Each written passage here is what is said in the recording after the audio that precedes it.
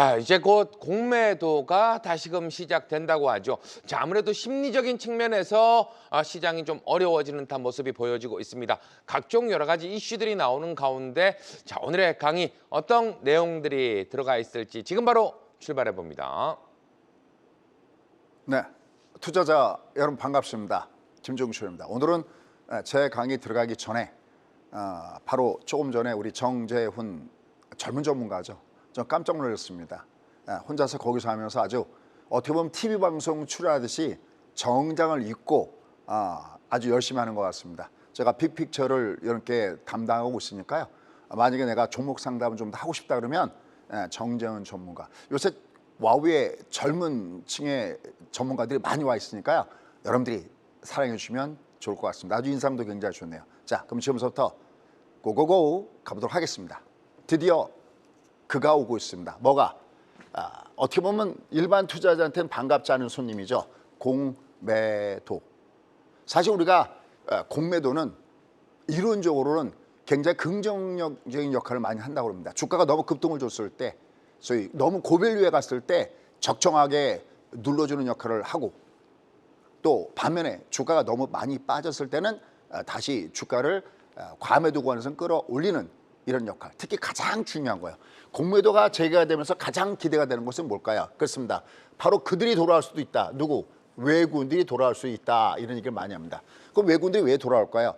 외국인들이 돌아오는 이유는 뒤에 가서 말씀드리겠지만, 외국인들은 내가 어떤 주식을 살 때 그 주식에 대해서 헤지 플랜하는데 제일 많이 쓰는 전략이 롱숏 전략입니다. 한쪽은 사면서도 아니다 싶은 것은 때려주는 롱숏 전략을 하는데, 바로 이 부분하고 또 하나, 우리가 계속 선진국 증시에 들어갈 때 가장 걸림돌이 됐던 것이 너희는 왜 공매도 안 하는데, 왜 한쪽만 하는데 였는데, 이제 이게 풀린 것 같습니다. 자, 그런데 이제 우리가 공매도를 앞두고 공매도에 타겟이 되는, 매도에 타겟이 되는 섹터는 과연 무엇이 있을까라는 걸 우리가 봐야 되겠죠. 그래서 이 부분 한번 살펴보도록 하겠고요. 이러한 가운데서 역시 지난주도 말씀드렸던 반도체 이런 종목군단들이 역시 재료를 맞아서 위로 올라가지고 있고요. 그 다음에 바로 중국 단체 관광객에 대해서 3분기부터 비자가 면제된다라고 하니까 역시 K뷰티라든지 어떤 중국 관련된 종목군단들이 하나의 섹터죠.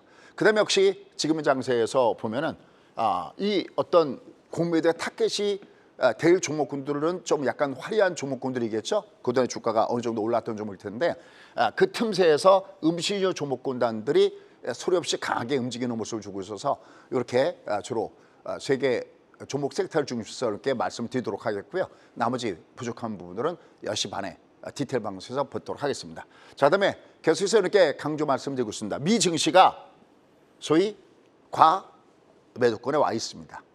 이미 우리가 쌍봉의 구간에서 저희가 인버스, 제가 인버스를 때린 어떤 것은 지난 2021년도 11월 이후에 한 3년 이 정도 만에 처음으로 제가 인버스를 때려서 여러분께 여기 미국 시장이 조정받을 수 있습니다라는 말씀을 여러분께 드렸었는데, 그게 가격에 맞았죠. 6,000과 6,100선에서 정확하게 조정받고 있습니다. 그런데 이제 주가는 어디 와 있느냐? 과매도 구간에 와 있습니다. 누차 말씀이지만 주가는 많이 빠지면 많이 빠졌다는 이유로 뜰 수 있는 과매도 구간이 있는데, 국내장은 작년 12월 말에 잡아드렸죠. 여러분들 올해 우리나라 시장 할만합니다. 미국이 빠져도 우리나라 시장 올라가요. 그게 바로 월봉상에서의 녹색 캔들 구간. 꼭 잊지 마십시오. 내가 한번 배우고 난 다음에 이거는 내 대에서 끝나는 게 아니라 내 아들, 딸들한테 물려줄 수 있는 좋은 매매 노하우입니다. 그래서 너무 많이 빠졌을 때 그걸 잡는 방법은 하락장일 때는 월봉상에서 녹색 캔들, 반면에 지금처럼 미국처럼 아직 상승장의 어떤 흔적을 여전히 지니고 있을 때는 마틴게일주 240선인데 바로 거기가 있습니다. 근데 오늘은 콕 찍어서 두 개의 어떤 의미 있는 지수가 있습니다. 이 지수를 놓고 여러분들이 이 지수를 알면 내가 미국장은 어떻게 매매해야 되지라는 큰 줄거리가 나옵니다. 그러니까 대충 얼버무리는 그런 것이 아니라 콕콕 찍어서, 바로 우리가 지난 국내 증시였을 때는 12월 말이었을 때 지수가 얼마였었죠? 2,399포인트였죠. 여기가 바닥존입니다라고 말씀드렸듯이 여기도 딱 의미 있는 선이 딱 찍어 있습니다. 자, 스피디하게 가져가겠습니다. 먼저 팩트 체크. 지난주, 야 이거 지난주에 장을 보면 이거 국내 시장이 괜찮았는데라고 얘기가 조금 시체말로 거시기합니다. 왜 그럴까요? 보시죠. 일단 먼저 코스피는 위로 올라갔죠. 지수가. 이미 제가 여기 60일평선에서는 지지가 되는데 여기 상단까지 직전 고점 근처까지 열어놓고 봐야 된다라는 말씀을 드렸거든요. 지수는 올라왔어요. 코스피가. 근데 코삭은 어랏 위에서부터 그냥 내리 빠지기 시작했습니다. 사실 일반 투자자들의 관점에서 보면은 코스피가 올라가는 것보다는 코삭이 올라가줘야 계좌가 좀 단단하게 올라갈 텐데 지난주 장이 괜찮습니다라고 얘기가 어렵습니다. 그래서 국내장 내에서 뭐가 나타나고 있다? 소위 국내장끼리도 디커플링이 나타나고 있다라고 얘기할 수 있겠습니다. 그래서 코삭의 약세 현상 이 부분이 도드라지게 나타나고 있습니다.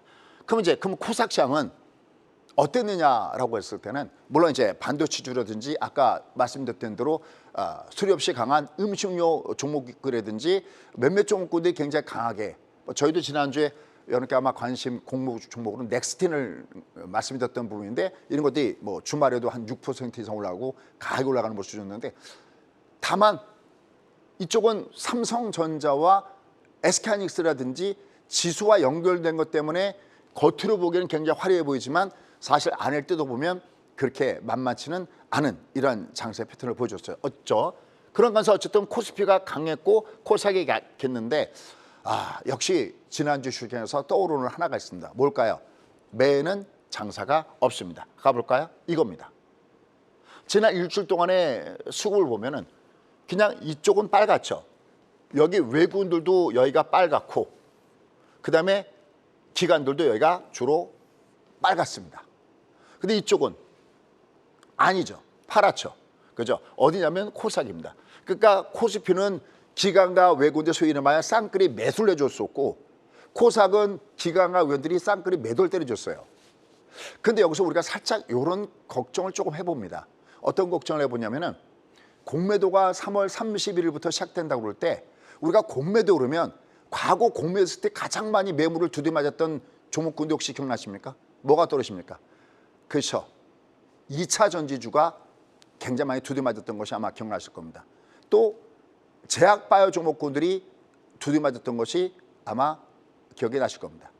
그러니까 이들 종목군들 중에서 시가상에 있는 종목군 중에서 이런 종목이 좀 두들겨 맞는 모습을 줬고 특히 주말장에서는 HLB 같은 경우가 하한가로 밑으로 훅 빠지면서 근데 그건 여러분들이 얼마든지 사실은 피할 수가 있었는데 그런 게 조금 아깝습니다. 조금만 여러분들이 신경만 쓰면은 그런 것들은 얼마든지 피할 수가 있는데 어쨌든 그런 것이 나타나면서 상대적으로 주가가 코스피에 쏠리는 모습을 줬습니다. 좀 더 구체적으로 들어가 볼까요? 보시죠. 자, 외국 매수 상위, 지난주에 매수 상위 종목입니다. 삼성전자가 밑에서 올라가고 있고요. 일단 5만 원을 지지하고 있고요. 그다음에 이제 6만 원을 돌파하고 지금 바로 있는 241선 혹은 다음에 마디존인 7만 전자를 향해서 가고 있는 것이 현 주소다라고 얘기할 수 있겠습니다.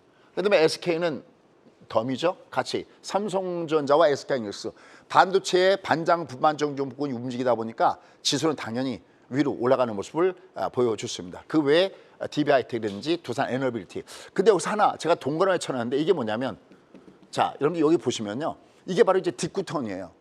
60일 평선을 중심해서 그 위에 20선이 이렇게 N자형 모습을 주죠.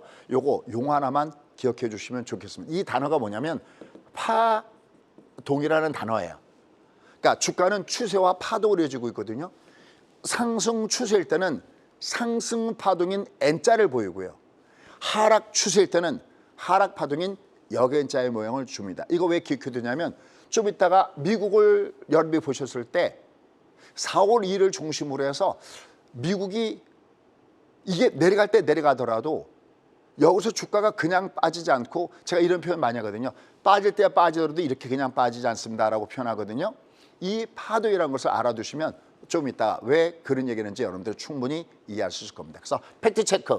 일단 코스피가 강하고 코스닥이 약한 소위 국내 시장에서의 디커플이 나타났는데 그런 가운데서도 특히 외국인들의 매수 상위 종목이 이들 종목이었다. 근데 이들 종목이 뭐죠?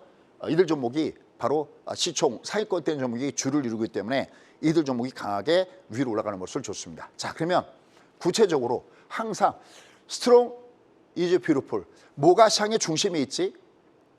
왜냐하면 우리는 어떤 종목이 편하냐면 두 가지 타입이 있습니다. 내려갈 때 우리가 2399에서 밑에서부터 세 자리 받쳐놓고 내려오는 걸 이렇게 우리가 소위 긁고 가는 이런 매수의 타입이 있고요.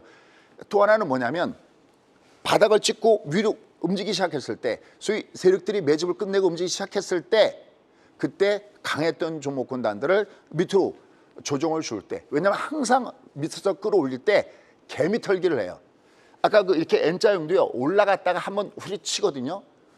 올라갔다가 개미 털기를 할 때 털지 않는 그 방법은 바로 상승 초기에 진입하는 요 방법들인데, 이렇게 상방 N자형 패턴을 보인다는 것이 아주 굉장히 주목할 만한 부분들입니다. 자, 그런 관계에서 지난주도 말씀했지만 반도체 섹터 종목군단들이 무게중심에 오고 있다. 그래서 저희도 넥스트를 이렇게 권해드렸다고 하는데, 지난주에 의미 있던 종목군들을 한번 봤습니다. 자, 보실까요? 자, 반대주 종목입니다. 여기도 보시면 이렇게 N자형 패턴 나오죠. 이렇게 N자형 패턴 할 때 이거를 주가지수 1번이라고 하고요. 하나가 더 나올 때 이거를 8번, 소위 갈매기형이다라고 합니다. 여러분들 예전에 비트코인이 가격이 올라가다가 국내 시작으로 올라가다가 4천만 원대에서 바로 어미갈매기 지나서 조부갈매기라고 하는 60선이 이렇게 N자가 두 개가 났어요. 여러분, 우리가 예전에 엔비디아가 올라갈 때 $500, 지금 기준으로는 $50죠. 그 $500를 돌파할 때 어나더 레벨이라고 할 때 녹색 60선이 상승 파동을 보였던 거 기억나시죠? 그게 두 개가 왔을 때를 우리가 소위 얘기하는 갈매기 패턴이다라고 얘기를 하는데, 4천만 원대 그게 나면서 얘가 1억 이상으로 확 올라갔던 모습이 좋죠. 이런 모습일 때 이거는 이중 매집청이다라고 하니까요. 이런 것도 주목하시기 바랍니다. 그러면 얘네들은 이만침이 에너지 충전 기간이에요. 왔다 갔다, 그러니까 가다 서달 반복하면서 물량을 매집에 들어가고, 그러면서 앞에 있는 고점을 돌파할 때, 특히 이렇게 짱대 양봉을 주면서 돌파했을 때 힘이 강하죠. 그래서 주성엔지니어링이 지난주에 상당히 의미 있는 이런 모습을 보였던 종목군 중 하나였다라고 얘기할 수가 있겠고요. 그다음에 뭐 나머지 종목군들은 여러분께 뭐 많이 말씀드린 겁니다. 주성도 저희가 너튜브를 통해서 자주 얘기했고요. 하나 마이크로는 전부 다 실적주들이 따르고 있습니다. 그다음에 TLB도 있고, 그다음에 이오테크닉스도 있고, 이런 종목군들이 지난주에 강했습니다. 뭐 나머지 종목군들도 강했던 종목이 많았습니다. 그래서 반대주 종목군들이 이런 모습을 주고 있구나. 그럼 도대체 얘를 끌어다니는 재료는 무엇일까? 크게 두 가지를 볼 수 있습니다. 첫 번째, 넘버 원, 모건 스탠리가 예전에 반도체에 겨울이 오고 있다라고 해서 시장을 끌어냈던 모건 스탠리가 이번에 삼전과 SK하이닉스에서 목표 단가를 위로 올렸죠. 이게 긍정적인 모습을 보여주고 있다라고 할 수가 있겠고요. 또 거기에 맞춰서 미국에서 마이크론이 실적을 발표했는데 괜찮았죠. 실제 요새 보면 D램, 뭐 낸드 플래시 가격, 뭐 이런 것들 위로 올라가고 있다라는 긍정적인 얘기도 나오기 때문에 역시 이런 것들이 펀더멘털을 동반하면서 주가를 끌어올리는 데 중요한 역할을 하고 있다라고 얘기할 수 있겠습니다. 자, 그러한 관계에서 지난주에 약간 그렇게 강하진 않았지만 이제 점점 우리가 관심을 갖고 볼 수 있겠다라고 느껴지는 종목군단들이 있죠. 아까 얘기했던 대로 단체 관광객에서 무비자, 비자 면제, 이런 얘기가 조금씩 또 나오고 있습니다. 또 지금 6월 달에 소위 시진핑 주석의 방미 관련된 얘기도 조금씩은 나오고 있죠. 이런 부분과 관련해서 역시 우리도 이들 종목군들을 관심을 갖고 보셔야 될 텐데, 이미 코스맥스는 어느 정도 올라가는 상태에서 좀 쉬고 있고요. 그러니까 이거 내려와도 저점 매수가 있다고 할 수 있겠고요. 주말에 만유공장 올라가다 밀렸지만 장주에는 10%까지 치솟고 올라가다 밀려 내려갔습니다. 그 외에 뭐 화장품 종목군단들. 근데 사실은 중국 관광객들 오면 화장품뿐만이 아니죠. 뭐 카지노 관련된 종목이라든지 여행 관련주라든지 우리가 소위 얘기하는 중국 관련된 종목군들도 지금 현 상태에서는 주가가 밑으로 갈 때는 우리가 관심을 갖고 볼 만한 섹터 종목이다라고 할 수가 있겠습니다. 그다음에 그렇게 화려한 종목은 아닙니다. 하지만 밑에서부터 꿈틀꿈틀거리면서 움직였던 종목군단들이 있습니다. 예전에는 우리가 우리가 뭐 라면 얘기할 때 삼양라면 얘기 많이 하는데 볶음면 그래갖고 삼양식품이 엄청나게 올라갔는데 농심이 또 위로 올라가는 모습을 보여주고 있고, 그 외에 나머지 음식료 관련된 종목군이 상당히 강하게 들어오고 있습니다. 보실까요? CJ 프레시웨이, 조금 아까 얘기했던 모양이죠. 20이 뒷구턴 들어오고 있죠. 특히 이럴 때 요 사이에 이렇게 240이나 120일 때 이거는 우리가 소위 얘기하는 인서트 패턴이다라고 합니다. 그러니까 그냥 이렇게 했을 때는 그냥 콘크리트로 이렇게 막아놨다면 요 사이에 120이나 240이면 요게 철근이 들어갔다라고 생각하시면 됩니다. 오, 이거 더 강한 거구나. 그래서 이런 걸 우리가 1번보다 더 강한 야구의 4번 타자에서 4번 이라 얘기하는데 이런 점이 올라가고 있고요. 이미 빙글은 여기서 먼저 튕겨 올라갔죠. 그죠? 20 상방을 주면서 먼저 올라갔죠. 이럴 때 이렇게 특히 장대 양봉을 줬을 때 너 시작이구나. 아까 제가 두 가지 타입 얘기했죠. 주가가 위에서 내려갈 때 내가 밑에서 받아내는 스타일이 있고요. 여러분들도 아마 그런 거 좋아하시는 분도 계실 거고요. 난 기다리는 거 싫어해. 나는 그냥 사고 나서 그냥 곧바로 올라갔으면 좋겠어. 왜? 기회비용이라는 것이 있으니까. 그런 분들은 이렇게 20 뒷구턴 나왔을 때 여기 눌림목 주죠. 이럴 때 들어가시면 이렇게 모양이 좋은 빙그레 이런 점이 나오고 있습니다. 그다음에 참 어렸을 때 우리가 좋아했던 거죠. 요새 외국 가면 요새 히트 많이 치고 있다 그러죠. 바로 오리온, 그죠? 초코파이, 주가 올라갔습니다. 물론 최근 올라간 재는 그거 말고 다른 재로 올라가고 있는데 뭐 이런 종목군이 있고요. 아마 이건 좀 생소할 겁니다. 네오크레마 이런 것들도 지금 모양을 보시면 밑에서부터 여기 약간 20 상방의 모습을 주면서 움직이는 모습을 주면서 이런 종목군들도 움직이고 있습니다. 그래서 이런 종목을 쭉 말씀드렸을 때 여러분들이 생각할 수 있는 것은 뭐냐면 상대적으로 주가가 상승이 좀 컸던 종목군들은 약간 여기서는 두들겨 맞을 거고요. 이런 종목군에서도 상승폭이 좀 작았던 종목군들은 계속 우리가 주목해야 되는데 지난주에 무게중심이 왔던 종목군들은 이런 종목군들이 강하게 위로 올라왔습니다. 반면에 아까 코스닥이 굉장히 약했다라고 했잖아요. 수급도 수급인데 실제로 보면 그래프의 모양도 좀 안 좋았습니다. 알테존도 위에서부터 훅 빠졌고요. 뭐 에코프로비엠, 뭐 레인보우로부터 빠졌는데 특히 이게 아까 제가 이런 것들은 좀 피할 수 있다라고 말씀을 이렇게 드렸었는데 이렇게 월초 대비 주가가 아래에 있고요. 여기 지금 매도 라인도 나는데 월초 대비 아래에 있고 이렇게 20선 아래에서 이렇게 장대로 내려 쳐버리면 우리가 그 미국 증시 얘기할 때 우리가 인버스 공략할 때도 이런 부분이 있는데 이렇게 20선 아래에서 장대로 월초 특히 월초 대비 아래에 놓을 때는요 좀 조심해야 되고 그거 이전에 FD 승인 불발됐다고 하잖아요. 그럼 여러분 귀중한 자산을 동전을 던져갖고 앞면 나오냐 뒷면 나오냐 맞추면 대박이고 틀리면 쪽파기 이렇게 가지 마시고요. 수익이라는 것은 꾸준하게 이익을 내는 것이 굉장히 중요한데 그럴 때 내가 조금은 내가 리스크를 관리하고 있었던 것도 좋지 않았을까라는 이런 아쉬움을 갖습니다. 어쨌든 이런 종목들이 지금 시총 상위권대에 있거든요. 시총 상위권 얘는 맨날 밑에서 빌빌거리고 있고요. 얘도 얼마나 예전에 화려했었습니까? 하지만 공매도의 타겟가 되면서 내려왔는데 아직까지 빌빌거리고 있습니다. 코스닥 시총 상위 종목이 내려가다 보니까 지난주에는 완전하게 명암에 엇갈리는 이러한 모습을 보여줬습니다. 자, 그러면 과연 우리가 이러한 가운데서 무엇을 어떻게 체크할 것인가? 그것은 바로 3월 31일 드디어 공매도가 시작됩니다. 자, 그래서 여러분께 한 장으로 제가 여러분들이 뭐를 준비하고 해야 될 것인가를 한 장으로 제가 준비해 봤습니다.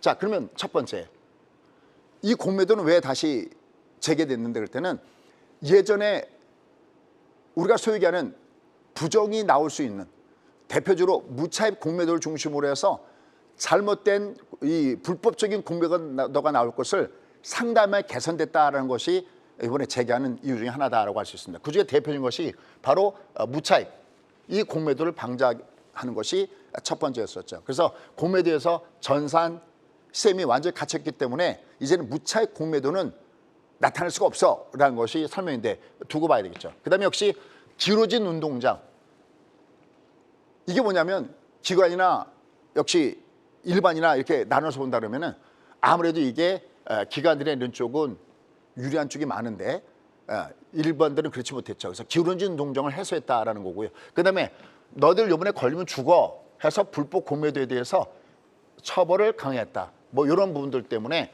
역시 이번에 공매도를 다시 시작하겠다라는 겁니다. 자, 그럼 이런 가운데서 이제 공매도가 오잖아요. 그러면 시장에서는 어떤 상황이 나올까요? 역시 갑론을박했는데 일단 첫 번째 무조건 3월 31일이 공매도가 재개가 되면 그동안에 공매도가 아니었던 공매도를 할 수 없던 그 눌렸던 수요들이 순간적으로 폭발하기 때문에 이 당일날 근처에는 주가의 변동성이 굉장히 심할 가능성이 높습니다.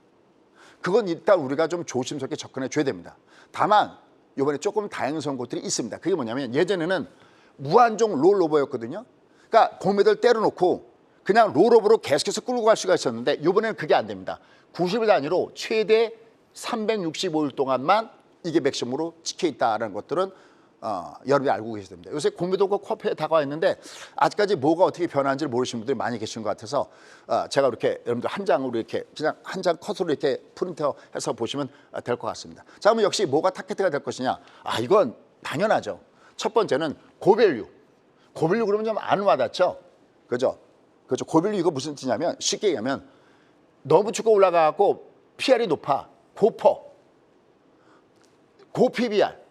우리가 보통 이제 성장존의 이름 갖고 너무 주가가 위로 올라갔던 종목군단들은 아무래도 두개 맞겠죠. 저 밑바닥에 있는 종목군보다는 그렇죠. 이런 종목이 아마 타겟가 될까 할 수 없습니다. 물론 한 가지 조심할 것은 실적이 따라주는 종목 있잖아요. 실적이 따라주는 종목군단들도 역시 처음에 많이 올라갈 때 두드겨 맞을 겁니다. 하지만 결국은 걔네들은 밑으로 내려갔다가 다시 위로 올라갈 수가 있기 때문에 오히려 이번에 공매도를 이용해서 내가 사고 싶었는데 그동안에 주가가 너무 높아서 못 샀던 종목은 오히려 이번에 이걸로 인해서 조정받을 때는 한편에서는 분할 매수할 수 있는 찬스다는 것도 같이 염두에 두시면서 이번 장을 준비해야 되지 않나라는 생각을 해봅니다. 대신 그냥 꿈만 갖고 올라갔던 종목군단들 이런 종목군들은 좀 조심해야 되겠고요. 그래서 요 밑에 써 있습니다. 그냥 최근에 재료만 갖고 올라갔던 종목, 우리가 보통 테마주라는 표현을 많이 쓰는데 이렇게 그거는 여러분이 컨센서스를 좀 뒤져보시든지 그러면 최소한 얘들 실적이 좋은가 나쁜가를 알 수가 있겠습니다. 그래서 재료만 갖고 올라갔던 이런 테마 종목군단들 이런 것들은 상당히 조심해야 되겠죠. 그다음에 역시 외상이 많은 종목군들, 그죠? 신용융자가 높은 일반 투자가 많이 갖고 있는 종목군단들 이건 뭐 기본적인 그런 내용들이겠죠. 이런 것들을 우리가 보시면 좋겠습니다. 그다음에 이제 과거에 공매도에 타깃이 됐던 종목군들. 그래서 아까 코삭이 이렇게 약하게 내려가면서 여전히 2차 전지가 죽을 쓰고 있고 제약바 종목군들도 물론 악재도 있지만 이렇게 내려가고 있고 이런 모습들은 과거에 공매도 제도가 있었을 때 가장 매도의 타깃가 됐던 종목이기 때문에 거기에 대한 부분들도 있지 않았나라고 생각하시면 되겠습니다. 다만 이제 조심할 건 뭐냐면 여기에 써놨죠. 다만 무조건 공매도가 도는 데서 주가 하락한다는 이거는 아닙니다. 아까 얘기했죠. 이게 내려가더라도 다시 튕겨 올라가면 이건 공매도에서 완전 죽죠. 그렇죠? 오히려 숏 스퀴즈가 발생하면서 주가가 위로 급등을 줄 수 있는 부분들도 있기 때문에 요것만 갖고 여러분이 이걸 체크할 수는 없습니다. 다만 아까 이제 외국인들이 돌아오는 거 아니야라고 느꼈을 때 아까 그냥 가장 간단하게 하나만 한다면 롱숏 전략. 예를 들어서 주가가 움직였을 때 과거에 지금은 그렇지 않습니다만 과거에 보통 삼성전자하고 LG전자하고 같이 움직였거든요. 그냥 예를 드는 거니까 이해 부탁드릴게요. 근데 이게 올라갈 때 삼성전자가 강하게 올라가. 내려갈 때 LG전자가 더 만약에 밑으로 더 많이 빠져. 그러면 헤지펀드의 롱숏 전략은 어떤 개념이냐면 주가가 올라간다고 할 때 삼성전자도 사고 LG전자도 사는 게 아닙니다. 물론 올라가서 먹을 땐 좋지만 장이 빠져버리면 삼성전자도 빠지고 LG전자도 빠지니까 계좌는 마이너스가 되겠죠. 근데 헤지펀드는 누구죠? 장이 좋든 나쁘든 항상 벌어야 되는 거죠. 그럼 하나는 내가 롱포션, 매수하는 것을 롱포션이라고 그러는데 내가 상대 두 개를 비교해서 좋은 건 사주고 하나는 반대로 때려주는 겁니다. 그러니까 만약에 올라가면 삼성전자가 더 강하고 내려가도 삼성전자가 덜 빠진다면 삼성전자의 롱포션을 들어가면서 상대적으로 L전자는 숏포션을 들어갑니다. 해지를 끼고 들어가는 거죠. 그러면 마음 놓고 매매할 수가 있겠죠.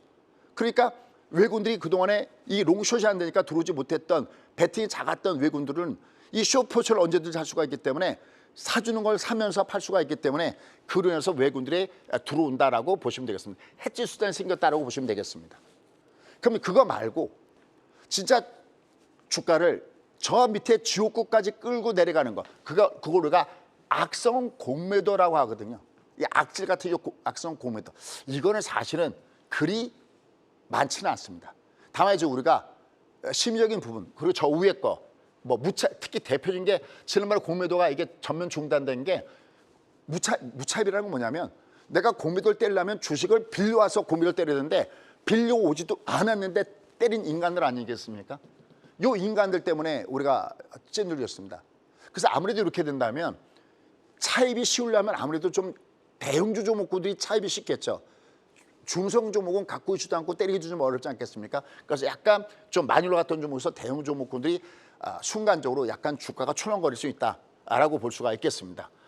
그러면서 이제 우리가 요거 하나 체크하시면 좋겠습니다. 이제 얘가 시행이 되잖아요. 이게 시행되면 그다음에 종목별로 공매도 추이를 체크할 수가 있죠. 그럼 증권사에서 요걸 여러분 체크하시면서 하시면 좋을 것 같습니다. 그러면서 상대적으로 이게 이제 또 중요한 부분인데 그동안에 안 올라갔던 거 좀 상대적으로 저평가됐다고 하는 가치 종목군단들이 무게중심에 들어올 가능성이 굉장히 높다라는 것도 보시면 좋겠습니다. 그다음에 요거 하나 오늘 강의 메인 중에 하나인데 자, 이래서 만약에 공매도가 때려지잖아요. 그때 아까 제가 좋은 놈들은 내려갔다가 이렇게 올라가면 공매도 세력이 완전하게 당한다라고 했잖아요. 여러분 그럼 혹시 떠오르는 거 없으세요? 공매도 과열주라고 얘기하거든요. 너무 많은 공매도를 때려갖고 일반 투자자들을 굉장히 곤욕스럽게 했던 그 대표적인 사례가 2021년도에 있었죠. 바로 주가가 오히려 거꾸로 크게 올라가면서 헤지 펀드가 망하게 된 계기가 있었는데 이걸 우리가 숏 커버링 랠리다라고 하거든요. 한 장의 사진을 준비했습니다. 어딜까요? 여기입니다. 보이시죠? 그 이름도 유명한 게임스탑, GME 사건이었을 때입니다. 주가 한번 올라간 거 보십시오. 2021년도 초반에 주가가 밑에서부터 급등을 주면서 밑에서 올라가죠. 개인 투자가하고 헤지펀드하고 아주 한판을 떴을 때입니다. 이때 참 박수 많이 보냈습니다. 맨날 기관들, 외국인들한테 진료했던 개인 투자가들이 그 레딧 커뮤니티에 모여갖고 결집해, 이거 영화로도 나왔지 않습니까? 제가 미국 갈 때 비행기에서 그걸 그래서 열심히 봤는데 이때 바로 아까 얘기했던 대로 숏 스퀴즈, 그러니까 매도를 때렸던 사람들은 어차피 를 반드시 갚아줘야 되는 거거든요. 이 숏 스퀴즈가 발생하면서 엄청나게 주가가 올라갔죠. 그래서 주 헤지펀드들이 그냥 손실 있고 청산하는 이런 부분들이 있었습니다. 그러니까 이게 뭐 좋다 이렇게 얘기할 수는 없습니다. 왜냐하면 이미 이 앞에서 너무나 나빴던 기억들이 있기 때문에 이걸 좋다 할 수는 없는데 이로 인해서 진짜 괜찮은 종목군들이 또 패턴상 외부 이렇게 꺾어진 종목군들은 오히려 위에서는 매도가 맞지만 하단에서는 매수할 수 있는 이런 기회도 있다는 것도 염두에 두시면서 매매 플레이를 주시면 좋겠습니다. 단 한 가지 그래도 주의할 것은 이게 딱 그날이 오잖아요. 3월 30일 그날이 딱 오면 이미 어느 정도 올라갔던 종목군들은 일정 부분 매도를 하는 게 좋습니다. 그래서 저희는 사실은 최근에 급등을 줬던 종목군들, 뭐 조선주라든지 이런 종목이 있었습니다. 이런 종목군들이 나쁜 건 아닌데 여기 출렁거림이 있으니까 한번 우리가 올라갈 때마다 반타작은 때려주자 그랬는데 다행스럽게 물량을 좀 정리해줘서 다행스러운 모습이 있습니다. 그래서 여러분들도 좀 올라갈 때는 위에서는 조금 내가 한 반 정도는 범위 내에서는 그런 것들 대비하는 게 좋겠다. 왜 최소한 3월 31일 그날은 주가가 무지하게 유동치를 할 수 없다는 것들은 염두에 두시기 바라겠고요. 하지만 근본적으로 이 공매도가 되면서 이 장이 예전처럼 그렇게 강한 타격과 장이 무너질 것이다. 이건 아닙니다. 왜? 올해는 누차 얘기했죠. 올해는 국장 해볼만 하다니까요. 그런 측면에서 오히려 내가 한번 매수 찬스로 잡아보는 것도 괜찮다. 자, 그러면 헬로우장, 미국은 도대체 어떻게 올라가고 있느냐 가겠습니다. 미국장을 보시면 아까 제가 얘기했죠. 두 개의 의미 있는 지수를 꼭 알아놓으시기 바랍니다. 하도 얘기하다 보니까 저도 그냥 외워지는데 5,712 무슨 숫자일까요? 그렇습니다. 바로 11월 5일 트럼프 대통령이 대통령에 당선될 가능성이 높습니다라고 할 때 이때 올라갔고요. 그 다음 날은 거의 확정된 주가가 폭등을 줬죠. 그때 트럼프 대통령 이전의 지수가 5,712입니다. 그러면 누차 얘기했던 대로 5,712 아래 여기 내려가죠. 여기는 과매도 구간이에요. 여러분들 지금 단기적으로는 누차 얘기했지만 단기적으로는 이 주가가 밑으로 내가겠지만 여러분이 트럼프 대통령 같으면 이때 2시간 동안에 그 글을 갖다가 자기 소셜 거기다가 무려 200개 거의 초당 1개 정도 날릴 정도, 분당 1개 정도 날릴 정도의 트럼프 나는 주가를 안 보고 있다? 이게 소야 말이야. 그렇지 않습니다. 아주 자존심 강한 사람입니다. 이거 분명히 이 아래는 어쨌든 임기가 끝날 때 이게 올라가 있어야 될 거 아니겠습니까? 여러분들이 트럼프 대통령이면 이거 그냥 놔두겠습니까? 그러니까 이 아래는 일단 과매도 국면이 있다라는 5,712포인트를 꼭 기억하시고요. 그럼 선생님 5,825 여 위에 있는 B라인은 뭡니까? 이게 뭐냐면 이게 20이 내려가면서 여기 저점을 깨고 내려갔어요. 이게 저점을 깨고 내려가면 어떤 현상이 생기냐면 얘보다 큰 이동평균선 61평균선 이게 가격 조정을 받아버립니다. 그럼 얘가 다시 위로 올라갔을 때 엔비디아가 딱 그런 꼴이었거든요. 저희가 엔비디아가 그래프를 보시면 올라갈 때 61평선에서는 3분은 챙기셔야 된다라고 말씀드렸던 그 140, 150달러 그 이후에 한 번 더 때려왔던 것이 가격 조정의 기법이거든요.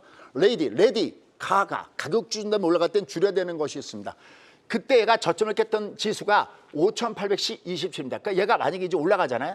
이게 내려갔다가 길게 봤을 때 얘가 이게 첫 상승, 이게 위로 올라갈 때는 5,712 요 위에는 다시 매물을 두들겨 맞을 자리라는 것을 염두에 둬야 됩니다.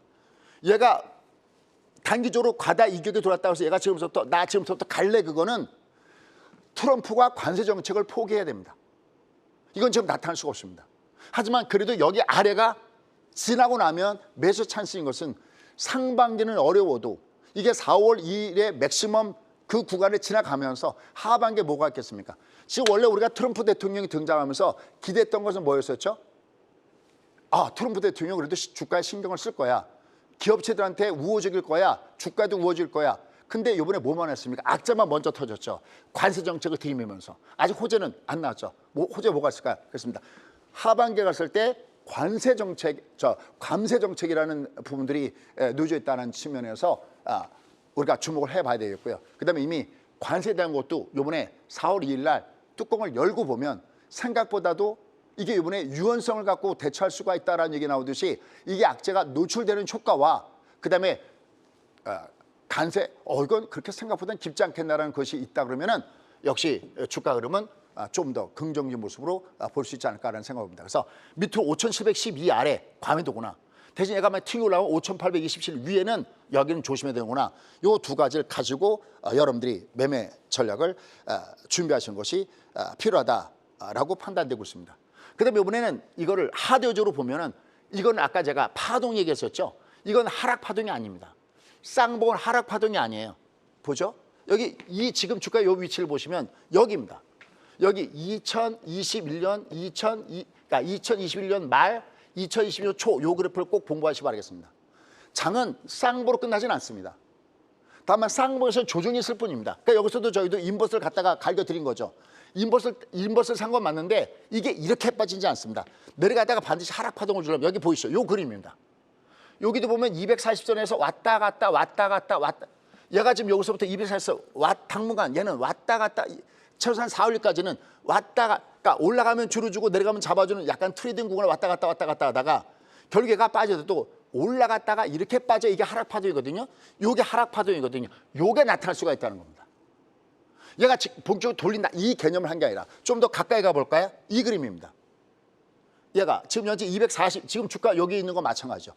똑같죠. 지금처럼 쌍봉을 주고 내려왔다가 왔다리 갔다 하다가 이게 돌고 올라갔다가 얘가 두들기 이때도 똑같죠. 여기 저점을 깨고 내려간 여 위에 올라가니까 커트링 당하죠.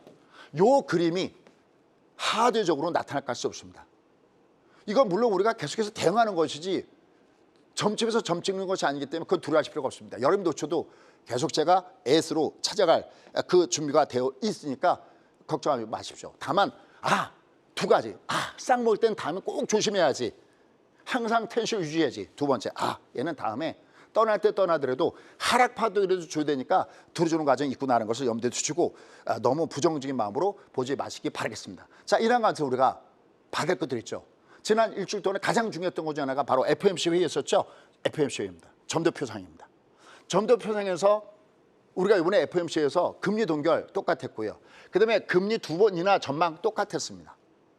그럼 이번에 어떻게 표현하냐면 이번에 우리가 트럼프 풋, 즉 주가가 빠졌을 때 트럼프의 어떤 시장의 우호적인 얘기를 하면서 주가를 끌어올릴 것이다라는 것이 지금은 들어가져 있잖아요. 그러면 다시 시장에서 뭘 바라고 있냐면 패드의 풋, 연준 풋, 연준이 살려줄 거야라는 것이 있었는데 요번에 FOMC에서는 그게 없었습니다. 단 이게 있었습니다. 뭐가요? 바로 제롬 파웰의 풋은 있었다는 얘기죠. 여기 한번 보실까요? 자, 팩트 체크부터 들어가겠습니다. 연준 풋은 없고 제롬 파웰 풋은 있었다라고 바라보는 이유는 뭐냐면 GDP 경제 성장률 2.2 앞에 12월 달에 2.1 봤는데 1.7입니다. 경기 어떻게 된다는 얘기입니까? 침체된다는 얘기죠. 그죠? 그다음에 여기 근원 PC 물가 2.5에서 2.8입니다.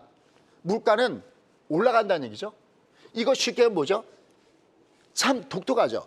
경기가 나쁘면 물가도 빠져야 되잖아요. 그러니까 트럼프는 이상한 매직을 갖고 있는 사람입니다. 경기는 랄즈하면서 빠지면 물가도 빠져야 되는데 경기 나빠지는데 물가도 올라간다? 그러니까 그 관세 정책은 관세를 그렇게 심하게 하는 건 라이즈 정책이라는 겁니다. 근데 트럼프는 해방의 날이다라고 홍보하고 있습니다. 물론 미국에 대해서는 그게 좋은지 모르겠지만 전 세계가 실험하고 있습니다. 어쨌든 경기 침체, 물가는 나쁘다. 실업률도 4.3에서 4.4다라고 했습니다. 그러면서 금리 인하 전망은 똑같아서 3.9를 유지했습니다. 그럼 2번 인하한다는 거죠. 자, 근데 다만 하나, 건질 게 하나 있었습니다. 뭐냐면 QT 축소, 양적 긴축을 축소한다. 250억 달러에서 50억 달러 축소한다. 이게 그나마 좀 다양성 모습을 보였습니다. 이게 어디랑 연결되냐? 여기 4월에 더 큰 거 다른 게 하나 옵니다. 4월에 뭐가 오냐고요? 4월에 3대 신용평가사에서 미국의 신용등급을 조정하게 됐는데 2011년 8월 달에 S&P사에서 미국의 신용등급을 내리까면서 주가부터 훅 빠졌던 때가 있었습니다. 바로 이런 부분과 연결되지 않겠나라는 해석이 나오고 있는데 이런 것들은 좀 이따 10시 반에 말씀드리겠습니다. MBS는 그대로 유지하고 있습니다. 그다음에 아까 제가 제롬 파웰의 푸시다라고 하는 건 뭐냐면 제롬 파웰은 이상한 얘기를 했습니다. 이상한 얘기라고 할 거야 하면 뭐 주시장에서는 좋은 얘기인데 관세는 물가의 일시적이다. 야, 이거 또 나왔습니다. 일시적이다? 이거 어디서 많이 듣던 거죠. 지난번에 우리가 코로나19 터졌을 때 제롬 파웰이 일시적이라는 그 말 한마디에 잘못돼갖고 전 세계가 신음하고 아마 제롬 파웰이 이때 먹을 욕을 평생 욕을 먹고 다 먹었을 겁니다. 근데 여기에도 트라우마가 있는데 제롬 파웰이 또 일시적이다? 이거 그래서 두 가지로 해석하고 있습니다.